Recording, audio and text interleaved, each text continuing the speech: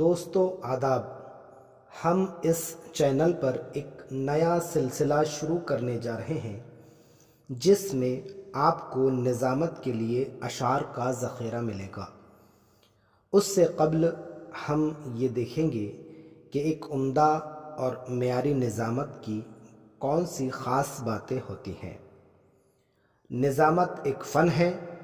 عمدہ نظامت کے لیے ناظم کو کئی اشعار ازبر ہونا نہایت ضروری ہے۔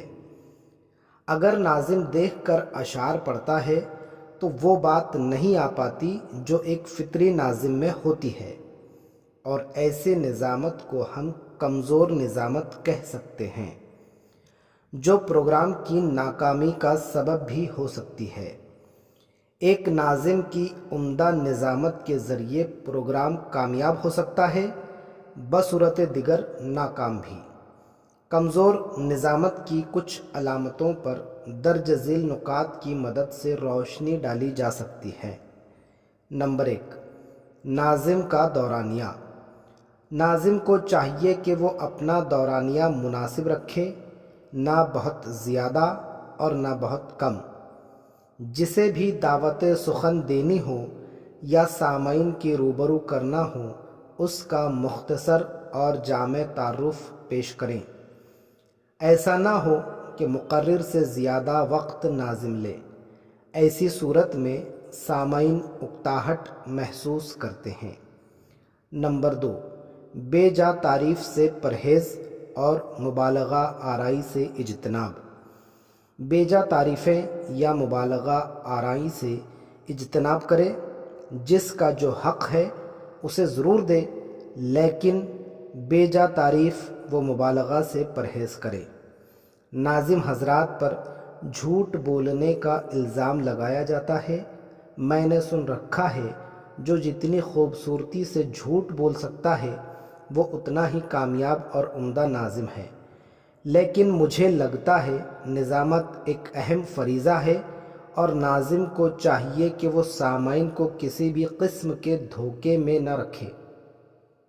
جو سچائی ہو وہ بلا شبہ کہیں، بھلے ہی مقرر کی اچھی باتیں بیان کرے یا مقرر کے بارے میں پتہ نہ ہو تو 2-4 باتیں ہی کرے۔ ان کا نام وہ کہاں سے آئے اور یہ کہہ دے کہ وہ خود انہیں پہلی بار سن رہے ہیں۔ نمبر 3، جملہ بندی اور تراکیب لفظیات۔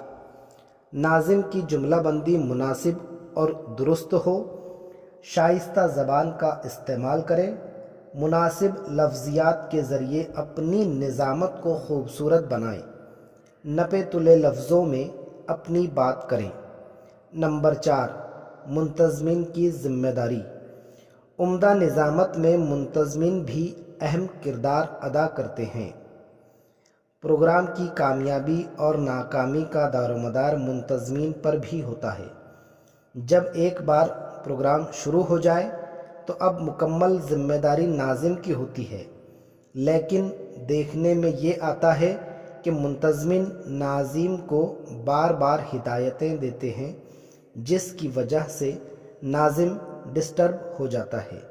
منتظمین کو چاہیے کہ جب پروگرام شروع ہو جائے تو ناظم کو بار بار ہدایتیں نہ دے، پروگرام سے پہلے ہی اسے جتنی ہدایتیں دینی ہے اور جو کچھ کہنا ہے کہہ لے، پروگرام کے دوران اسے بار بار ڈسٹرب نہ کرے۔